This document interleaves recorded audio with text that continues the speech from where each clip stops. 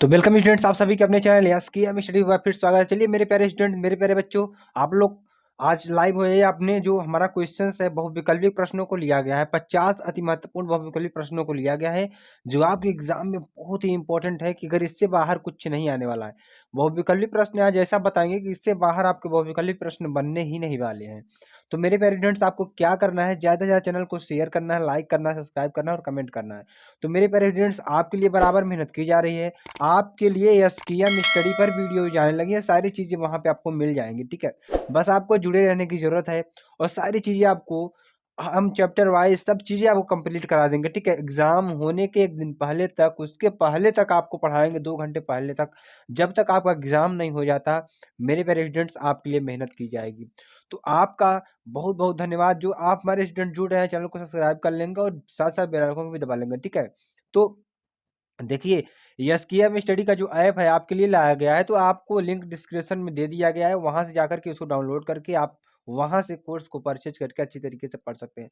और यहाँ पर जो चीजें हम बता रहे हैं इसकी पीडीएफ भी आपको वहां मिल जाएगी स्टडी मटेरियल के अंतर्गत। ठीक है, तो देखिए कक्षा 12 विषय भौतिक विज्ञान, भौतिक विज्ञान 50 अति महत्वपूर्ण बहुविकल्पी प्रश्नों की बात करेंगे। ठीक है, देखिए इसमें उन बहुविकल्पी प्रश्नों को लिया गया है जो आपके एग्जाम में बार बार पूछे गए प्रश्न है। ठीक है, तो ऐसे बहुविकल्पी प्रश्नों को आपको लिए पढ़ना बहुत ही आवश्यक हो जाता है, तो इसलिए हम आपको ऐसे प्रश्नों को ले आए हैं। ठीक है, तो चलिए स्टार्ट करते हैं बिना समय गंवाए हुए और आपको अच्छी तरीके से बताने का प्रयास करेंगे मेरे प्यारे स्टूडेंट। ठीक है, देखिए प्रकाश वैद्युत प्रभाव। ठीक है, देखिए प्रश्न हमारा क्या है, प्रश्न को अच्छी तरीके से हम समझ जाएंगे तो सॉल्व करने के लिए तरीके भी हमारे लिए आसानी हो जाते हैं। तो मेरे प्यारे स्टूडेंट्स, आपको रुकना नहीं है, थकना नहीं है, बस चलते रहना है और अपनी मंजिल को पा लेंगे। एक दिन सक्सेस आपको मिलेगी। कैसे मिलेगी? आपको लगातार पढ़ाई करने की ज़रूरत है। अगर लगातार आप पढ़ते रहेंगे, कोई चीज़ स्किप नहीं करेंगे, जो चीज़ हम बताते हैं आपको अच्छी तरीके से उसको पढ़ने की ज़रूरत है। देखिए, प्रकाश विद्युत प्रभाव के प्रयोग में आपतित प्रकाश की आवृत्ति v तथा निरोधी विभव v के बीच, ठीक है, के बीच खींचे गए ग्राफ का ढलान जो होता है वो क्या होता है? तो इसके आंसर की बात करें तो क्या होता है? एच अपान ई होता है। ठीक है, एच अपान ई होगा।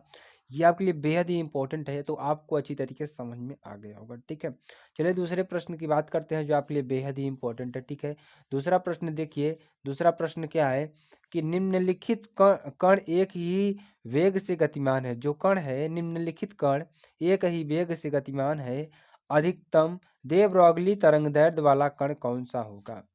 तो जो हमारा निम्नलिखित जो कण है, जो कण है यानी कि जो हमारे से इलेक्ट्रॉन हो गया, प्रोटॉन हो गया, न्यूट्रॉन हो गया और अल्फा कण हो गए, ये जो कण है हमारे एक नियत वेग से यानी कि एक ही वेग से गतिमान है, तो अधिकतम दे ब्रॉगली तरंगदैर्ध्य वाला कण कौन सा होगा? तो इसमें ऐसे कौन से कण है जो अधिकतम दे ब्रॉगली तरंगदैर्ध्य वाले कण होंगे? तो देखिए इसके उत्तर की बात करेंगे, इसका उत्तर क्या हो जाएगा? इलेक्ट्रॉन। क्या हो जाएगा? इलेक्ट्रॉन आपका सही आंसर हो जाएगा। तो जो हमारे स्टूडेंट्स अभी जुड़ रहे हैं वो आंसर भी देने का प्रयास करेंगे। हम आपका आंसर देखेंगे जब आपकी यहाँ पे वीडियो जब अपलोड होगी, तो वहाँ पे हम आपका आंसर भी देखेंगे और अच्छी तरीके से जानेंगे कौन से बच्चे हमारे पढ़ रहे हैं, कौन से बच्चे नहीं पढ़ रहे हैं। तो इसमें आपको आंसर भी देने की ज़रूरत पड़ेगी, आपको आंसर भी देना होगा। ठीक है, तो आपको आंसर भी देते रहना है, कमेंट बॉक्स में आपको देते रहना है। ठीक है, हम आपका देखेंगे, सभी बच्चों का कमेंट देखेंगे। चलिए अगला प्रश्न देखिए क्या है। वह कण जो मूल कण नहीं है, वह कण जो मूल कण नहीं है। जो स्टूडेंट्स हमारे जुड़ रहे हैं चैनल को सब्सक्राइब कर देंगे, लाइक कर देंगे, कमेंट करें, शेयर कर देंगे। ठीक है, और साथ ही साथ बेल आइकन को भी दबा लेंगे। और देखिए, आपको एसकेएम स्टडी के टेलीग्राम चैनल से भी जुड़ना है जो आपके लिए बेहद ही इंपॉर्टेंट है। ठीक है, देखिए प्रोटॉन, मेसान, न्यूट्रॉनो और अल्फा कण, तो इसमें से ऐसा कौन सा कण है जो मूल कण की श्रेणी में नहीं आता है? जैसे इलेक्ट्रॉन, प्रोटॉन, न्यूट्रॉन हमारे मूल कण की श्रेणी में आते हैं, उसी तरीके से मेसान भी है। तो इसमें से जो अल्फा कण होता है, ठीक है, अल्फा कण जो होता है वो मूल कण की श्रेणी में नहीं आता है। तो इस तरीके का प्रश्न आपके लिए बहुत ही इंपॉर्टेंट है। चलिए आगे आपको बताते हैं आगे कौन सा ऐसा प्रश्न है जो आपके लिए बहुत ही इंपॉर्टेंट है। तो अगला प्रश्न देखिए, इसमें क्या है कि नाभिकीय बल की प्रकृति। तो नाभिकीय बल की प्रकृति क्या है यहाँ पे? ठीक है, तो नाभिकीय बल की प्रकृति जो होती है हमारी कैसी होती है? तो यहाँ बात करेंगे, देखिए इसमें 4 ऑप्शन आपको दिए हैं, वैद्युतीय, चुंबकीय, गुरुत्वीय। तो इसके आंसर की बात करेंगे तो जो नाभिकीय बल होता है वो अभिकंद्री बल की तरह कार्य करता है। ये तीनों ऑप्शन नहीं सही है आपके, आपका कौन सा ऑप्शन सही होगा? नाभिदीज, यानी कि चौथा ऑप्शन आपका सही होगा। चलिए दूसरे प्रश्न की बात करते हैं। अगला प्रश्न देखिए, दो स्रोत यानी दो स्रोत हैं, कला संबंध होते हैं, यानी दो स्रोत कला संबंध होते हैं यदि वे तरंगे उत्पन्न करते हैं। यानी कि दो ऐसे स्रोत कौन से हैं जो कला संबंध हैं, तो जो यानी कि यदि वे तरंगे उत्पन्न करेंगे, कौन सी तरंग उत्पन्न करेंगे कि वे जो स्रोत है हमारे कला संबंध स्रोत बन जाएंगे। देखिए इसमें 4 ऑप्शन आपको दिए हैं, एक समान तरंग दैर्ध्य की, एक समान वेग की, एक समान आवृत्ति की या नियत कालांतर की। तो इसमें आंसर क्या हो जाएगा आपका, एक समान तरंग दैर्ध्य की। जो एक समान तरंग दैर्ध्य की जो तरंगे होती हैं वे दो स्रोत यानी कला संबंध होती है। ठीक है, चलिए अगले प्रश्न की बात करेंगे जो आपके लिए बहुत ही इंपॉर्टेंट है। देखिए जूल की सतह, ठीक है, नहीं जल की सतह पर तेल की पतली परत बिछी हुई है, यानी कि कोई जल की सतह है उस पर तेल की पतली परत बिछी हुई है, तो सूर्य के प्रकाश में इस सतह पर सुंदर रंग दिखाई देने का कारण क्या है। तो कह क्या रहा है कि सूर्य के प्रकाश में इस सतह पर सुंदर रंग दिखाई देने का कारण क्या है। जब आप किसी जल की सतह पर तेल की बूंद गिरा देते हैं और जो उस पर सूर्य की किरण पड़ती है तो वो बहुत तेज से चमकता है, तो वो बहुत ही सुंदर लगने लगता है। तो इसका कारण क्या है, इसका कारण क्या है। देखिए इसमें 4 ऑप्शन आपको दिए हैं, प्रकाश का वर्ण विक्षेपण, प्रकाश का ध्रुवण, प्रकाश का व्यतिकरण या प्रकाश का विवर्तन। तो अगर इसमें आंसर की बात करेंगे तो आपका आंसर क्या हो जाएगा, प्रकाश का व्यतिकरण। जो प्रकाश की व्यतिकरण की घटना होती है इस कारण ही जो तेल की बूंद होती है हमारी बहुत ज्यादा क्या लगती है, सुंदर दिखाई देती है। ठीक है, चलिए अगले प्रश्न को चलते हैं। अगला प्रश्न देखिए क्या है कि प्रकाश सरल रेखा में चलता दिखाई देता है क्योंकि। जो प्रकाश होता है हमारा एक सरल रेखा में चलते हुए दिखाई देता है, ऐसा क्यों होता है। ऐसा क्यों होता है, इसमें देखिए 4 ऑप्शन आपको मिलेंगे, इसकी चाल बहुत अधिक होती है, या इसकी तरंगदैर्ध्य अति सूक्ष्म है, या यह वायुमंडल के ऊपरी भाग से परावर्तित हो जाता है, या यह वायुमंडल द्वारा अवशोषित नहीं होता है। तो देखिए जो हमारी अगर सरल रेखा में प्रकाश दिखाई देता है तो इसका कारण क्या होता है कि इसकी तरंगदैर्ध्य जो होती है बहुत ही अति सूक्ष्म होती है। ठीक है, जो इसकी तरंगदैर्ध्य होती है बहुत ही अति सूक्ष्म होती है, और इसलिए यहाँ क्या होता है कि प्रकाश जो एक सरल रेखा में दिखाई देता है। ठीक है, तो इसका आंसर क्या हो जाएगा, आंसर नंबर बी हो जाएगा, और इसकी तरंगदैर्ध्य अति सूक्ष्म होती है। चलिए आगे बात करते हैं अगले प्रश्न की जो आपके लिए बहुत ही इंपॉर्टेंट है। अगला क्वेश्चन देखिए क्या है आपके लिए, बहुत ही इंपॉर्टेंट क्वेश्चन है। जो स्टूडेंट्स हमारे नए जुड़े हैं वो आंसर भी देते चलेंगे और साथ ही साथ कमेंट बॉक्स में जो आंसर होगा अपना आंसर देते चलेंगे, हम सब का आंसर देखेंगे वहाँ पर। ठीक है, तो देखिए यदि धात्विक पृष्ठ से, यदि कोई धात्विक पृष्ठ है जो धातु का बना हो, ठीक है, इलेक्ट्रॉन उत्सर्जन तभी संभव है उस धात्विक पृष्ठ से जो इलेक्ट्रॉन उत्सर्जन है तभी संभव है जब आपतित प्रकाश की आवृत्ति, जो आपतित प्रकाश की आवृत्ति है देहली आवृत्ति की आधी हो, देहली आवृत्ति की एक तिहाई है, या देहली आवृत्ति से कुछ कम, या देहली आवृत्ति से अधिक हो। तो देखिए जो हमारा धात्विक पृष्ठ है इस पे इलेक्ट्रॉन उत्सर्जन कब संभव है, जब हम जो हमारा आपतित प्रकाश की किरण है हम किस प्रकार से उस पर डालें कि जो हमारा इलेक्ट्रॉन उत्सर्जन होने लगे। ठीक है, तो देहली आवृत्ति से हमेशा अधिक आवृत्ति जब हम उस पर गिराते हैं प्रकाश तो वो इलेक्ट्रॉन क्या होते हैं, उत्सर्जित होने लगते हैं, यानी कि प्रकाश उत्पन्न होने लगते हैं। तो किस कंडीशन में, देहली आवृत्ति से अधिक आवृत्ति का जब हम उस पर प्रकाश आपतित करते हैं तब। तो ऑप्शन आपका क्या सही हो जाएगा, चौथा ऑप्शन आपका सही हो जाएगा, जो आपके लिए बहुत ही इंपॉर्टेंट क्वेश्चन है। ठीक है, अब देखिए उत्तल लेंस की फोकस दूरी अधिकतम है, तो इन सभी देखिए जो हमारे 4 रंग दिखाई दे रहे हैं, नीले प्रकाश के लिए, हरे प्रकाश के लिए, पीले प्रकाश के लिए या लाल प्रकाश के लिए, तो किस प्रकाश के लिए उत्तल लेंस की फोकस दूरी अधिकतम होगी। ऐसा कौन सा प्रकाश है जिसके लिए हमारा जो उत्तल लेंस है उसकी फोकस दूरी अधिकतम होगी। तो इसमें लाल प्रकाश के लिए जो होता है उत्तल लेंस की फोकस दूरी बहुत ही अधिक होती है, और किसके लिए कम होगी, नीले प्रकाश के लिए। ठीक है, नीले प्रकाश के लिए सबसे कम होगी और लाल प्रकाश के लिए सबसे अधिक होती है। ठीक है, तो चलिए आगे बात करते हैं अगले प्रश्न की।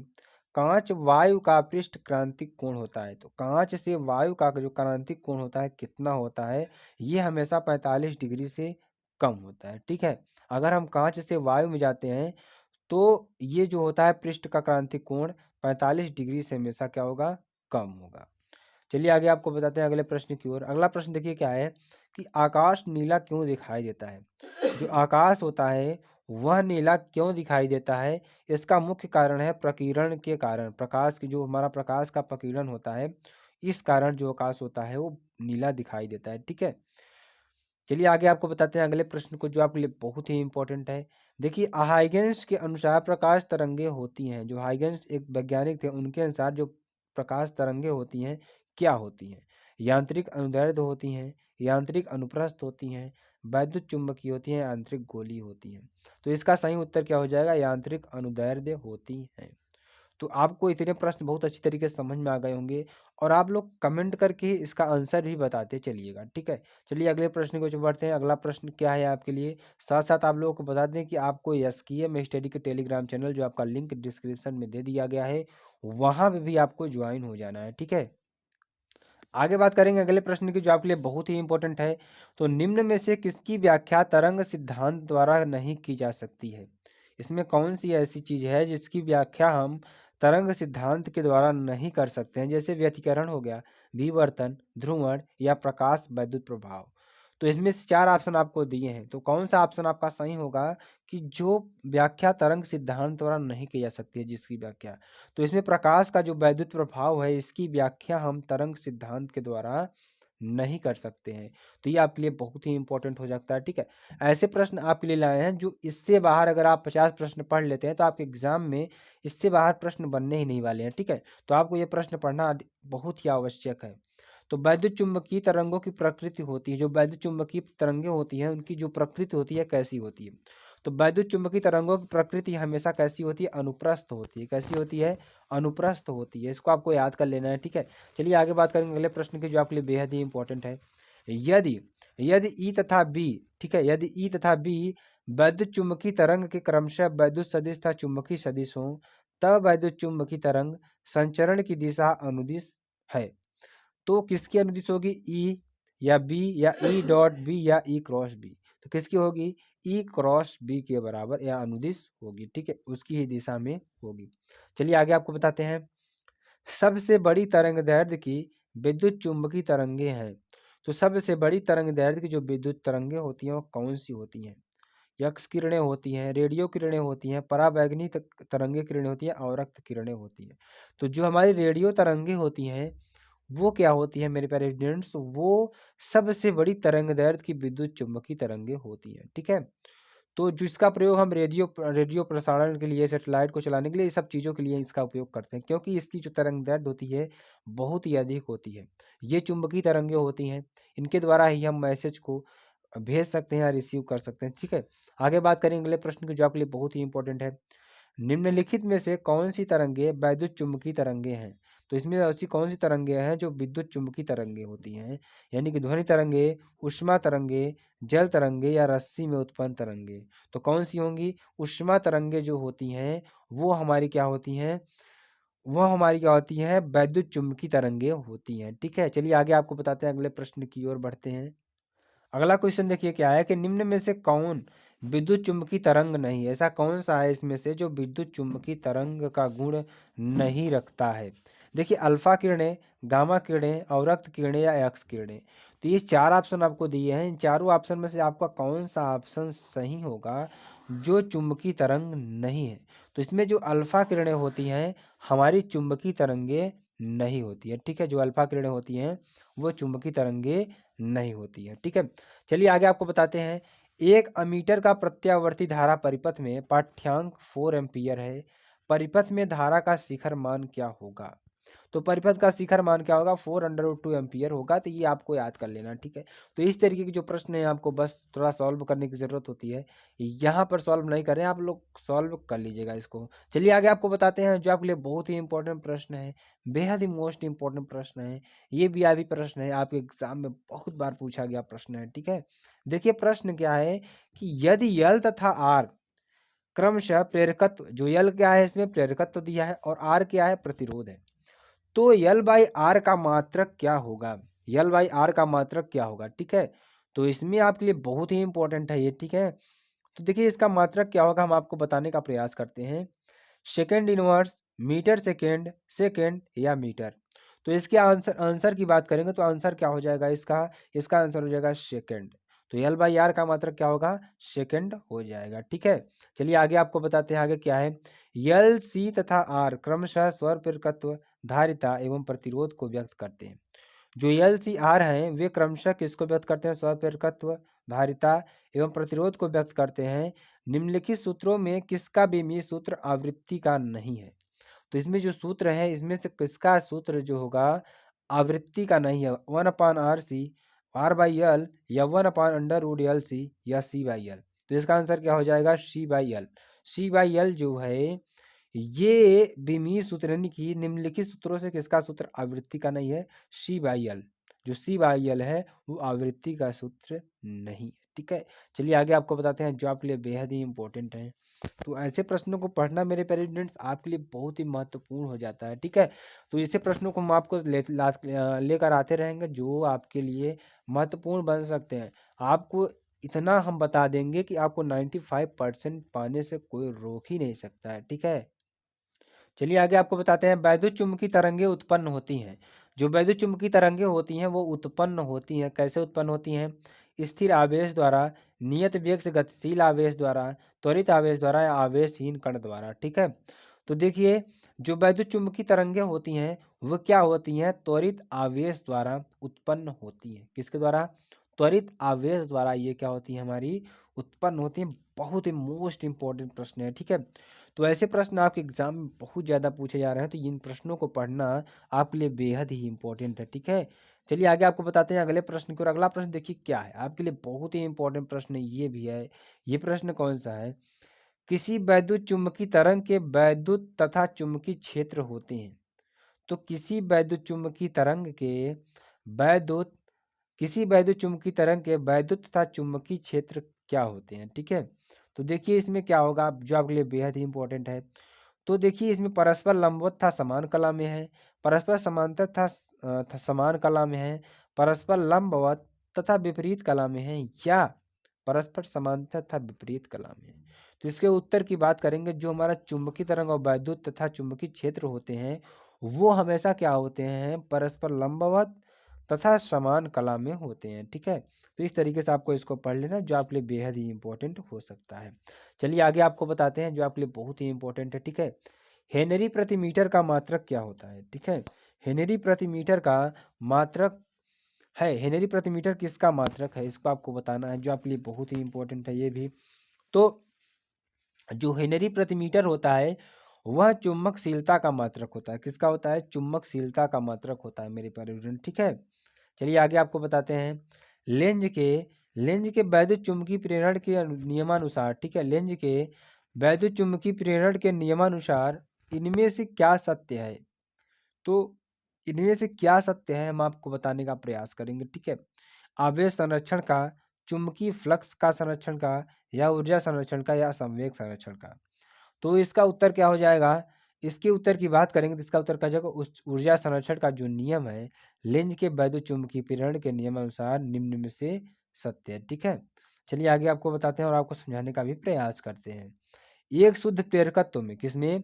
एक शुद्ध प्रेरकत्व में औसत शक्ति क्षय होती है। तो एक शुद्ध जो प्रेरकत्व होता है उसमें जो औसत शक्ति क्षय होती है वो क्या होती है? Half L I square, 2 Li², half यानी 1/4 Li² या शून्य। तो इसके उत्तर की बात करेंगे तो हाफ Li² होती है। क्या होती है? हाफ Li² होती है। तो इस तरीके के प्रश्नों को आपको पढ़ना बहुत ही इंपॉर्टेंट है। चलिए आगे आपको बताते हैं, बताने का प्रयास करते हैं और समझाने का भी प्रयास करेंगे। ठीक है, तो आपको बस हमारे साथ बने रहना है। तो चलिए आगे आपको बताते हैं जो आपके लिए बहुत ही इंपॉर्टेंट है। ठीक है, प्रेरित वैद्युत धारा की दिशा का पता चलता है। जो प्रेरित वैद्युत धारा है इसकी दिशा का पता कैसे चलेगा? ठीक है, तो प्रेरित वैद्युत धारा की दिशा का पता कैसे चलता है? देखिए लेंज के नियम के द्वारा, फ्लेमिंग के बाएं हाथ के नियम के द्वारा, बायो-सेवर्ट के नियम के द्वारा, या एम्पियर के नियम के द्वारा। तो इसमें उत्तर की बात करेंगे तो जो प्रेरित विद्युत वाहक बल की दिशा होती है हमेशा लेंज के नियम के द्वारा ही हम प्राप्त कर सकते हैं, पता लगा सकते हैं। तो मेरे प्यारे स्टूडेंट अगर आपको प्रश्न बहुत अच्छे लग रहे हो तो प्लीज़ एक बार चैनल को कमेंट कर देंगे, लाइक कर देंगे और शेयर कर देंगे। ये सब चीज़ें आपके लिए की जा रही हैं तो आपको आपका फ़र्ज़ बनता है मेरे प्यारे स्टूडेंट्स कि आपको चैनल को ज़्यादातर लाइक करें, कमेंट करें और शेयर करें। अगर आपको फ्री ऑफ कॉस्ट कुछ मिल रही है तो आपको वहाँ पर सपोर्ट करना चाहिए, ना कि डिसलाइक करना चाहिए। तो आपको ज़्यादा से ज़्यादा सपोर्ट करें, और बहुत ही अगर आप ज़्यादा लाइक करेंगे तो हमें बहुत ही अच्छा लगेगा कि जो हमारे प्यारे बच्चे हैं वो हमारी चीज़ों को समझ रहे हैं, हमसे पढ़ने का प्रयास कर रहे हैं। और अगर आप ऐसा करते हैं तो हम और चीज़ें आपको अच्छी-अच्छी चीज़ें बताने का प्रयास करेंगे। तो मेरे प्यारे स्टूडेंट्स, आपको इस चैनल को ज़्यादा से ज़्यादा शेयर करना, लाइक करना, कमेंट करना, धुआँ उड़ा देना है कि अगर हम आपके लिए इतनी मेहनत कर रहे हैं तो आप भी हमारे लिए थोड़ी-सी मेहनत तो कर ही सकते हैं मेरे प्यारे स्टूडेंट्स, ठीक है? तो चलिए आगे आपको बताते हैं लेंज के नियम के द्वारा, किसके द्वारा? लेंज के नियम के द्वारा इसको हम ज्ञात कर सकते हैं, यानी कि प्रेरित वैद्युत धारा की दिशा को हम पता लगा सकते हैं। चलिए आगे आपको बताते हैं प्रेरकत्व का मात्रक क्या है। जो प्रेरकत्व होता है इसका मात्रक क्या होता है? ओम सेकंड होता है, ओम प्रति सेकंड होता है, सेकंड प्रति ओम होता है, एक 1/ओम सेकंड होता है। तो इसके उत्तर की बात करें, इसका उत्तर क्या हो जाएगा? ओम प्रति सेकंड होता है। क्या होता है? ओम और सेकंड होता है, ठीक है। चलिए आगे आपको बताते हैं चुंबकीय क्षेत्र बी के लंबवत, ठीक है, इसके चुंबकीय क्षेत्र बी के लंबवत v वेग से चलने वाले आवेश q पर लगने वाले बल F का मान क्या होगा? तो देखिए हमें क्या दे रहा है इसमें, चुंबकीय क्षेत्र क्या है? बी के लंबवत है, v वेग से चलने वाले, किससे? v वेग से चलने वाले आवेश q पर लगने वाले बल F का मान क्या होगा? F बराबर क्यू वी बी, F बराबर Q V upon B, F बराबर क्यू बी अपान वी, या F बराबर बी वी अपान क्यू। तो इसका आंसर क्या हो जाएगा? F बराबर क्यू वी बी हो जाएगा। तो आपको आंसर भी देते रहना है, साथ साथ हमारे साथ जुड़े भी रहना है, तो आपको अच्छी चीजें यहाँ पे पता चल जाएंगी, ठीक है। चलिए आगे आपको बताने का प्रयास करेंगे समांग चुंबकीय क्षेत्र बी में, किसमें? समांग चुंबकीय क्षेत्र बी में एक इलेक्ट्रॉन आवेश नियत वेग v से चुंबकीय क्षेत्र के समांतर गमन करता है, किसके? चुंबकीय क्षेत्र के समांतर गमन करता है। तो इलेक्ट्रॉन पर लगने वाला बल क्या होगा? BeV होगा, BE अपान वी होगा, या B अपान EV होगा, या शून्य होगा। तो इसके उत्तर की बात करेंगे, इसका उत्तर क्या हो जाएगा मेरे प्यारे स्टूडेंट्स? इसका उत्तर हो जाएगा शून्य। क्या हो जाएगा? शून्य हो जाएगा, ठीक है। तो यहाँ तक आपको सारे प्रश्न समझ में आ गए होंगे। चलिए आगे आपको बताने का प्रयास करते हैं। आगे देखिए अगला क्वेश्चन क्या है आपके लिए, बहुत ही इंपॉर्टेंट है। किसी एक समान चुंबकीय क्षेत्र में, किसमें? एक समान चुंबकीय क्षेत्र में एक इलेक्ट्रॉन क्षेत्र के लंबवत प्रवेश करता है। जो इलेक्ट्रॉन है क्षेत्र के लंबवत दिशा में क्या करता है? प्रवेश करता है। तो इलेक्ट्रॉन का पथ क्या होगा? जो इलेक्ट्रॉन है उसका पथ क्या होगा? दीर्घवृत्तीय होगा, वृत्ताकार होगा, या परवलयाकार होगा, या रेखीय होगा? किसका होगा? वृत्ताकार होगा। कैसा होगा? वृत्ताकार होगा, ठीक है। निम्नलिखित में से निम्नलिखित में से किस मीटर का प्रतिरोध निम्नलिखित में से किस मीटर का प्रतिरोध उच्चतम होगा? कौन सा मीटर ऐसा होगा जिसका प्रतिरोध हमेशा उच्चतम होगा? ये ऊपर वाला ही प्रश्न है, ये दोबारा लिखा गया है। तो देखिए उच्चतम होगा, किसका होगा? अमीटर का, गैल्वेनोमीटर का, वोल्ट मीटर का, रेखीय होगा। तो किसका होगा? गैल्वेनोमीटर का होता है, प्रतिरोध क्या होता है? उच्च होता है, ठीक है। चलिए आगे प्रश्न की बात करते हैं। चुंबकीय आम्योत्तर तथा भौगोलिक आम्योत्तर के बीच के कोण को कहते हैं। तो चुंबकीय आम्योत्तर तथा भौगोलिक आम्योत्तर के बीच के कोण को क्या कहते हैं? नति कोण, द्विपात कोण, ध्रुवण कोण, या क्रांतिक कोण। तो इसका उत्तर क्या हो जाएगा? द्विपात कोण जो होता है वो चुंबकीय आम्योत्तर तथा भौगोलिक आम्योत्तर के बीच का कोण होता है, ठीक है। आगे बात करेंगे, आपको अच्छी तरीके से बताने का प्रयास करेंगे। देखिए एक चुंबकीय क्षेत्र उत्पन्न किया जा सकता है। जो चुंबकीय क्षेत्र होता है कैसे उत्पन्न किया जा सकता है? केवल गतिमान आवेश द्वारा, केवल बदलते वैद्युत क्षेत्र द्वारा, या ए और बी दोनों द्वारा, या न नापदी जिनमें से कोई नहीं। तो इसका उत्तर क्या हो जाएगा? केवल गतिमान आवेश के द्वारा, ठीक है, केवल गतिमान आवेश के द्वारा। चलिए आगे आपको बताते हैं धारावाही चालक के चारों ओर उत्पन्न क्षेत्र होता है। जो धारावाही चालक होता है इसके चारों ओर जो उत्पन्न क्षेत्र होता है वह कैसा होता है, ठीक है। केवल वैद्युत क्षेत्र होता है, केवल चुंबकीय क्षेत्र होता है, ये एक ए और बी दोनों होगा, या नन ऑफ दीज। तो इसका उत्तर क्या हो जाएगा? केवल चुंबकीय क्षेत्र होगा, ठीक है, केवल क्या होगा? चुंबकीय क्षेत्र होगा। तो चलिए आगे आपको बताते हैं। देखिए mu zero epsilon not power 1/2 का मान होगा। तो इसमें इसका मान कितना होगा? 3 × 10⁸ मीटर प्रति सेकंड होगा, ठीक है। इस तरीके से इसको याद कर लेना है। चलिए अगले प्रश्न को चलते हैं जो आपके लिए बेहद ही इंपॉर्टेंट है, ये वीआईपी प्रश्न है आपके लिए। तो ये बहुत बार एग्जाम में पूछा गया प्रश्न है, ठीक है, इसको आपको जरूर से जरूर पढ़ना होगा। देखिए एक इलेक्ट्रॉन तथा एक प्रोटॉन, ठीक है, जिनकी गतिज ऊर्जाएं समान है। क्या है? गतिज ऊर्जाएं क्या है? समान है। एक समान चुंबकीय क्षेत्र के लंबवत प्रक्षेपित किया जाता है। किसके? एक समान चुंबकीय क्षेत्र के लंबवत क्या किया जाता है? प्रक्षेपित किया जाता है। तो पथ की त्रिज्या क्या होगी? जो पथ की त्रिज्या है वह क्या होगी? प्रोटॉन के लिए अधिक होगी, इलेक्ट्रॉन के लिए अधिक होगी, या दोनों पथ के लिए समान वक्री होंगे, या दोनों पथ सरल रेखीय होंगे।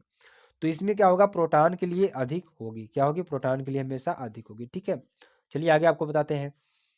चुंबकीय क्षेत्र बी में, ठीक है, चुंबकीय क्षेत्र बी में वेग v से गतिमान आवेश q एक कण पर लगने वाला बल F है। तो क्या होगा, F क्या होगा, F बराबर Q upon V into B होगा, या V into B upon Q होगा, या Q into V into B होगा, या V into Q into B होगा। तो यहाँ पर देखिए इसको उत्तर की बात करें क्या हो जाएगा, Q into V cross B होगा। ठीक है, तो इस तरीके से आपको इसको याद कर लेना है, जो आपके लिए बेहद ही इंपॉर्टेंट है। ठीक है, तो प्रतिरोध की बीमा क्या होगी, इसमें से देखिए जो प्रतिरोध की बीमा है कौन सी होगी, यम एल स्क्वायर टी की पावर -3 ए की पावर -2, इसका आंसर ये हो जाएगा। ठीक है, तो आपको आंसर भी साथ साथ देना रहेगा। वैद्युत विभव का मात्रक क्या होगा, वैद्युत विभव का मात्रक देखिए जूल प्रति कूलाम, जूल इंटू कूलाम, या कूलाम या न्यूटन प्रति कूलाम होगा। तो वैद्युत विभव का मात्रक क्या होता है, जूल प्रति कूलाम होता है। क्या होता है, जूल प्रति कूलाम होता है। तो यहाँ तक आपको अच्छी तरीके से समझ में आ गया होगा। चलिए आगे आपको बताते हैं और समझाने का भी प्रयास करते हैं। देखिए अगला प्रश्न क्या है, आपके लिए बेहद ही इंपॉर्टेंट है ये भी प्रश्न। देखिए ये प्रश्न आपके एग्जाम में बहुत बार पूछा गया प्रश्न है। ठीक है, इसलिए आपके सामने ये प्रश्न हमने लाया है। ई बराबर 0 वाले वैद्युत क्षेत्र में, ठीक है, किसमें, ई बराबर 0 वाले वैद्युत क्षेत्र में विभव v का दूरी के साथ परिवर्तन होगा। तो विभव v का दूरी के साथ परिवर्तन क्या होगा, v अनुक्रमानुपाती 1/r, v अनुक्रमानुपाती r, या v अनुक्रमानुपाती 1 v is inversely proportional to 1/r, या v r पर निर्भर नहीं करता है। तो इसके उत्तर की बात करेंगे तो क्या हो जाएगा, क्या हो जाएगा यहाँ पे, जो हमारा आंसर हो जाएगा v r पर निर्भर नहीं करता है। ठीक है, अगर हम वैद्युत क्षेत्र क्या करते हैं, 0 कर देते हैं, तो क्या होता है कि वी आर पर निर्भर करेगा ही नहीं, क्यों, ठीक है। तो यहाँ पर क्योंकि जो विभव होगा शून्य हो जाएगा, तो वहां पर कोई बल ही नहीं लगाना पड़ेगा, तो परिवर्तन ही नहीं होगा। तो यहाँ से क्या हो जाता है, वी आर पर निर्भर करेगा ही नहीं। वैद्युत द्विध्रुव के कारण केंद्र से आर दूरी पर अक्ष में स्थित बिंदु पर वैद्युत क्षेत्र की तीव्रता एवं विभव क्रमशः ई तथा वी है। तो ई तथा वी में संबंध होगा। क्या संबंध होगा, ई बराबर वी अपान आर, ई बराबर वी अपान 2r, या ई बराबर वी 2v अपान आर, या ई बराबर 2rv। तो इसके उत्तर की बात करेंगे, इसका उत्तर क्या हो जाएगा, वी ई बराबर वी अपान आर हो जाएगा। ठीक है, चलिए आगे आपको बताते हैं। चुंबकीय क्षेत्र का मात्रक है, तो चुंबकीय क्षेत्र का मात्रक क्या होता है, वेबर प्रति मीटर स्क्वायर होता है, वेबर प्रति मीटर होता है, वेबर मीटर होता है, वेबर होता है। तो इसके उत्तर की बात करेंगे तो क्या हो जाएगा, वेबर प्रति मीटर स्क्वायर होता है। ठीक है, वेबर प्रति मीटर स्क्वायर होता है। चलिए आगे आपको बताते हैं। वैद्युत वाहक बल ई का, ठीक है, वैद्युत वाहक बल ई का एक सेल प्रतिरोध आर के सिरों में से, ठीक है, यानी वैद्युत वाहक बल ई सेल एक सेल प्रतिरोध आर के सिरों से जुड़ा है। सेल का टर्मिनल विभवांतर V हो तो सेल का आंतरिक प्रतिरोध क्या होगा। तो इस तरीके से सेल का आंतरिक प्रतिरोध क्या निकल कर आएगा, E minus V into R upon V. ये आपका सही आंसर हो जाएगा, जो आपके लिए बेहद ही इंपॉर्टेंट है। अगले प्रश्न की बात करेंगे, वैद्युत धारा घनत्व J तथा अपवहन वेग Vd में संबंध क्या है। तो J is equal to N E V D, या J is equal to N E upon V D, J is equal to V D E upon N, या J is equal to N E V D का square. तो इसके उत्तर की बात करेंगे, इसका उत्तर क्या हो जाएगा मेरे प्रश्न, J is equal to N E V D. क्या हो जाएगा, J is equal to N E V D हो जाएगा। तो यहाँ तक आपको अच्छी तरीके से पढ़ लेना है, जो आपके लिए बेहद ही इंपॉर्टेंट है। ठीक है, चलिए आगे आपको बताते हैं। यदि इलेक्ट्रॉन का अपवहन वेग Vd, जो इलेक्ट्रॉन है, इलेक्ट्रॉन का अपवहन वेग Vd तथा वैद्युत क्षेत्र की तीव्रता E हो, तो निम्नलिखित में से कौन सा संबंध ओम के नियम का पालन करता है। तो कौन सा नियम होगा जो ओम के नियम का पालन करेगा, ऐसा कौन सा नियम है, Vd is directly proportional to E। आपका आंसर ये सही हो जाएगा। इसकी पीडीएफ आपको SKM स्टडी टेलीग्राम चैनल और SKM स्टडी ऐप पर भी मिल जाएगी। और अगर SKM स्टडी ऐप पर जाते हैं तो आपको वहाँ पर सीरियल वाइज सारी पीडीएफ मिलेंगी। अगर आप सिर्फ टेलीग्राम पर जाते हैं, टेलीग्राम तो ज्वाइन करना ही है, क्योंकि वहाँ पर आपको बहुत ही महत्वपूर्ण सूचनाएं दी जाती हैं, जो इंपॉर्टेंट क्लासेस होती हैं उसको भी दी जाती हैं। तो इसमें आपका कौन सा ऑप्शन सही है, ऑप्शन नंबर बी सही है। तो आपको दोनों जगह ज्वाइन होना है। ठीक है, चलिए आगे बात करते हैं, विशिष्ट प्रतिरोध का मात्रक क्या है। तो विशिष्ट प्रतिरोध का मात्रक क्या होता है, ओम इनवर्स मीटर इनवर्स होता है। ठीक है, ओम इनवर्स मीटर, ओम मीटर इनवर्स, या ओम मीटर। तो इसका आंसर क्या हो जाएगा, इसका आंसर हो जाएगा ओम मीटर। ठीक है, आगे अगला प्रश्न देखिए, वैद्युत क्षेत्र की तीव्रता का मात्रक क्या है? तो वैद्युत क्षेत्र की तीव्रता का मात्रक देखिए क्या होता है, न्यूटन प्रति कूलाम होता है। क्या होता है? न्यूटन प्रति कूलाम होता है। देखिए आगे अगला प्रश्न है, जो लास्ट प्रश्न है आपके लिए बहुत ही इंपॉर्टेंट है। तो मेरे प्यारे स्टूडेंट्स, आपके लिए बहुत ज़्यादा मेहनत की जा रही है, तो बस आपको छोटा सा लाइक करना है, शेयर करना है और कमेंट करना है। इससे ज़्यादा आपको कुछ नहीं करना है, चैनल को सब्सक्राइब कर लेना है और आपको बस पढ़ते रहना है, फ्री ऑफ कास्ट, कोई भी पैसा नहीं लगेगा आपका। अगर आप 95 प्लस की तैयारी करना चाहते हैं तो आप हमारे एसकेएम स्टडी ऐप पर भी जुड़ करके पढ़ सकते हैं, वहाँ पर आपके लिए बहुत ज़्यादा मेहनत की जा रही है, ठीक है। तो एक इलेक्ट्रॉन एक वैद्युत क्षेत्र में क्षेत्र के अविलंबवत प्रवेश करता है, इलेक्ट्रॉन पर गमन पथ क्या होगा? वृत्ताकार, दीर्घ वृत्ताकार, कुंडली के आकार का है, परवलयाकार। तो इसका उत्तर क्या हो जाएगा? परवलयाकार होगा, ठीक है।